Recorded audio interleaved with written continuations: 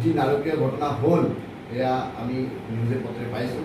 এগৰাকী ক্লাছ 10ৰ ছাত্ৰীক 3জন মুছলমান পাখণ্ডই অতি বৰ্বৰতাৰে ধৰ্ষণ কৰিলে আৰু তাৰ পাছত তাইক তাতেই পেলাই যায়। গতিকে এই ঘটনাটোৰ আমি তীব্ৰ নিন্দা জনাইছোঁ। এই ধৰণৰ মানসিকতাক আমি সমাজৰ পৰা নিৰ্মূল কৰিব লাগিব আৰু যিখিনি ব্যক্তি ইয়াত জড়িত হৈ আছে তেখেতলোকে দৃষ্টান্তমূলক শাস্তি পাব লাগিব। আৰু ইয়াৰে প্ৰতিবাদত আমি অহাকালি এক প্ৰতিবাদী কাৰ্যসূচী হাতত লৈছোঁ। হিন্দু যুৱ ছাত্ৰ পৰিষদ আৰু বজৰং দল তিনিচুকীয়াই আমি এখন নাৰী সমাজৰ সুৰক্ষাৰ স্বাৰ্থত এক প্ৰতিবাদী কাৰ্যসূচী হাতত লৈছোঁ অহাকালি।